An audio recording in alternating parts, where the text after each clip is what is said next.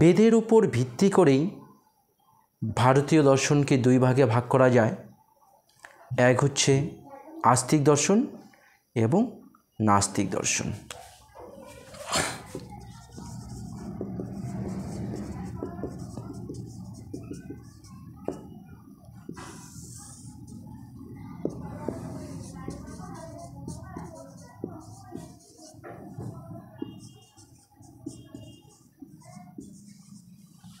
আস্তিক এবং নাস্তিক। এবার আস্তিক কাকে বলবে?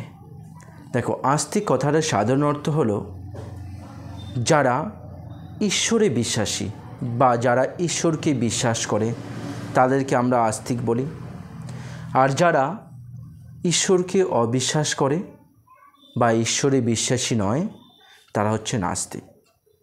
কিন্তু ভারতীয় দর্শনে এই আস্তিক শব্দটির অর্থ হলো যারা বেদের প্রামাণ্যে বিশ্বাসী তারা আস্তিক, এবং যারা বেদের প্রামাণ্যে অবিশ্বাসী তারা হচ্ছে নাস্তিক। তাহলে বোঝা গেল যে আস্তিক এবং নাস্তিক শব্দটার দর্শনের অর্থ কী। এবার আস্তিক দর্শনকে আবার দুই ভাগে ভাগ করা যায়।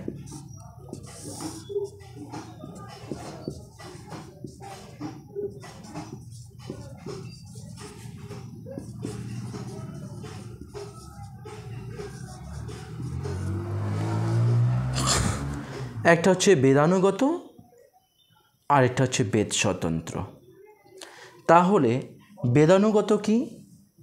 যেসব দর্শন সরাসরি বেদের উপর প্রতিষ্ঠিত তাদের বেদানুগত বলবে, যেমন মীমাংসা ও বেদান্ত।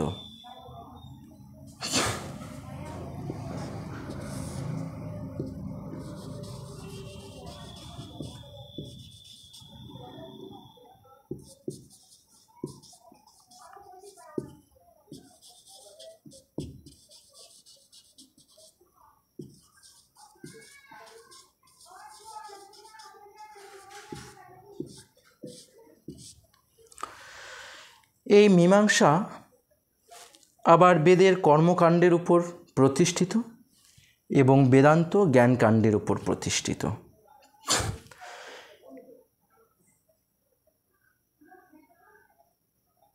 এবার বেদ স্বতন্ত্র কাকে বলবে? যেসব দর্শন সরাসরি বেদের উপর প্রতিষ্ঠিত নয় তারা হচ্ছে বেদ স্বতন্ত্র। বেদ স্বতন্ত্র চারটি: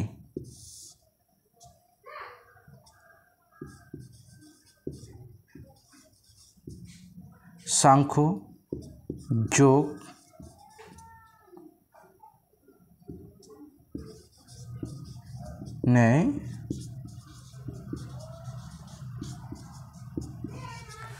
ন্যায়, বৈশেষিক। টোটাল 6টা দর্শন সম্প্রদায় আস্তিক সম্প্রদায়ের মধ্যে পড়েছে। সাংখ্য, যোগ, ন্যায়, বৈশেষিক, মীমাংসা, বেদান্ত।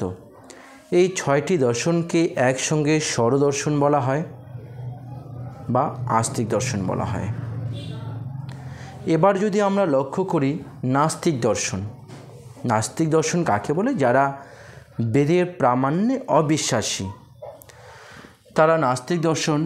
নাস্তিক দর্শনকে আবার দুই ভাগে ভাগ করা যায়। একটা হচ্ছে চরমপন্থী, নরমপন্থী।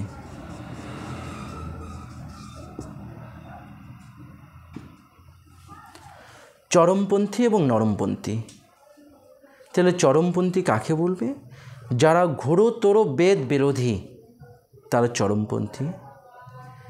আর যেখানে বেদ বিরোধী তীব্রতর নয় সেটা হচ্ছে নরমপন্থী। নাস্তিক দর্শনে 3টা সম্প্রদায় আছে। চরমপন্থীর মধ্যে 2টা পড়েছে, চার্বাক